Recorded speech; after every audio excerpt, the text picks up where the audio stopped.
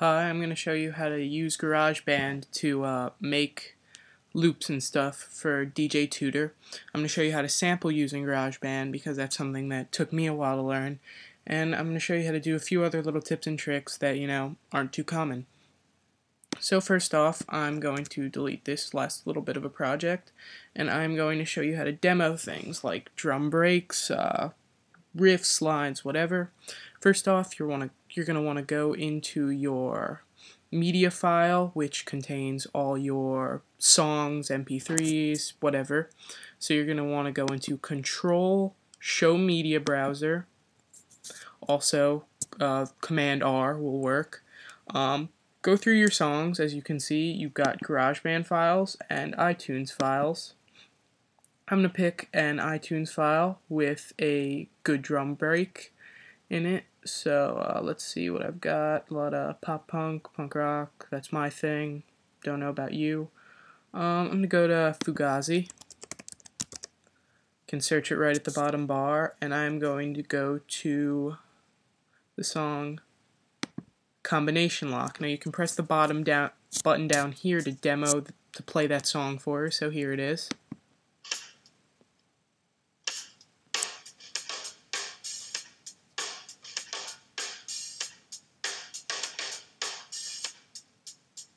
Now I'm going to sample that drum beat right at the beginning. First you pick the song, you pick the MP3, you can see the cover, you drag it and you place it on the project.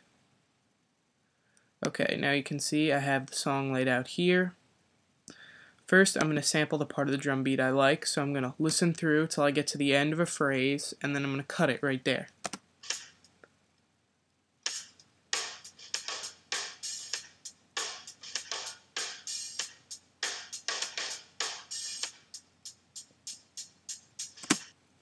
Right here, give or take, is where the phrase ends. So I'm going to take that, highlight it, and then click on the highlighted portion, and that'll cut it for you, as you can see over here. I'm going to delete the rest of it. Now that I have that, I can go through it, and I can edit it, and I can make it more like a loop, more the way I want it. So as you can see, it starts off with this beat over here. I don't want that, so I'm going to highlight that area, and delete. Next I'm going to move this back to the 1 position just for simplicity's sake, go over what I have and just play it real quick.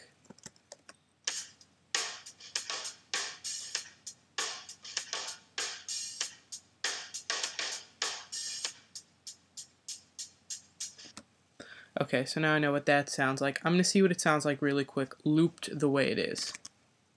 So I'm going to copy it, which is Control C. Move it to right after, move the bar to right after when that first loop ends, place it there again, and I'm going to play it back once more.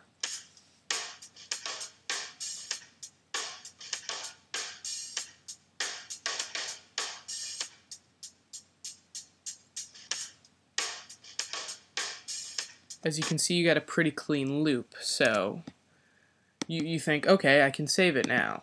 Well, the only way you can add it to your loop library at this point is as a one-shot, which means no matter what you do, that beat is always going to stay the same BPM, which I guess would work for some people, but personally I prefer a little bit more versatility. So I'm going to go into the project information, which is down here, and I'm going to go into the project. It's actually called the project. And as you can see, you've got something that lets you adjust the BPM of a song.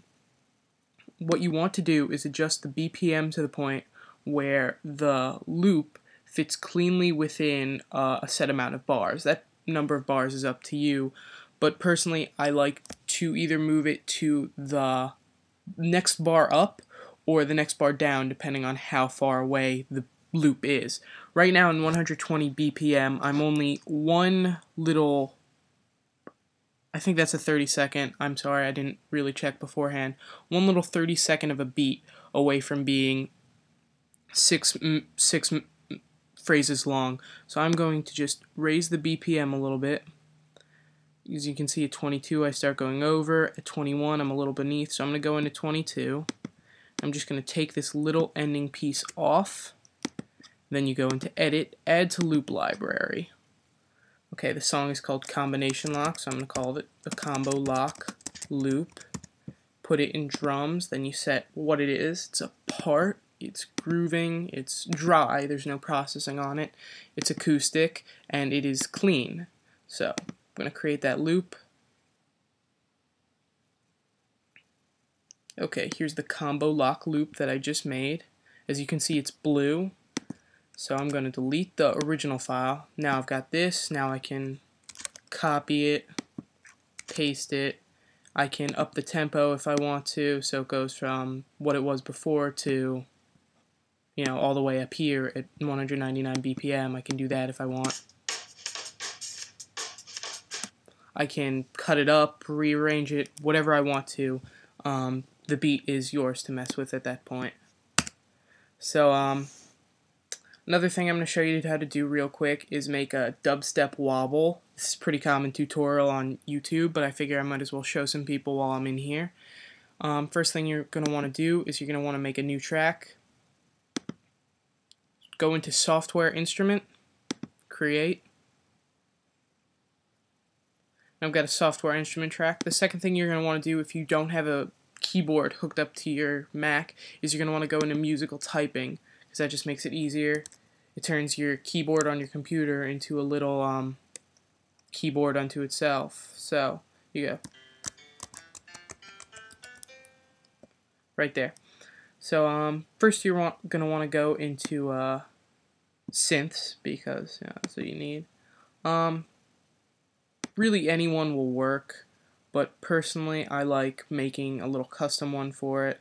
So I'm going to go into synth leads, 8-bit maybe, edit. I'm going to edit the parameters of the 8-bit plug. Actually, because most people don't have the magical 8-bit plug, I'm going to use something else. I'm going to go into Analog Basic.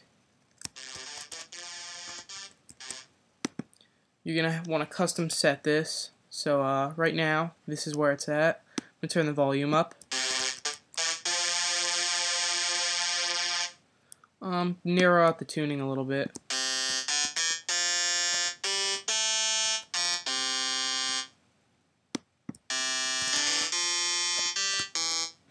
I think that's pretty good as it is. So the next thing you're going to want to do is you want to go into Automatic Filter. Once you're in Automatic Filter, I'd set the resonance pretty low. The intensity, I'd move it up to about 50%. And the frequency, you can leave as is. Now, what you get now is this. Hold on.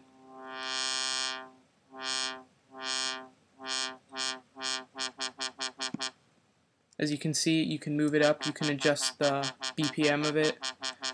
Rather, you can adjust the timing of the filtering. So,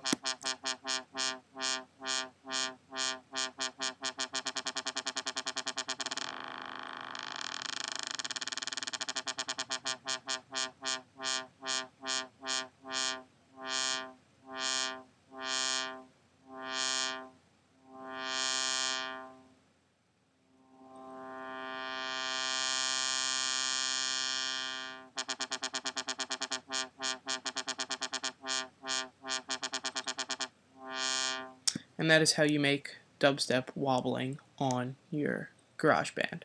So that's the end of this video. So I guess I'm signing off. Peace.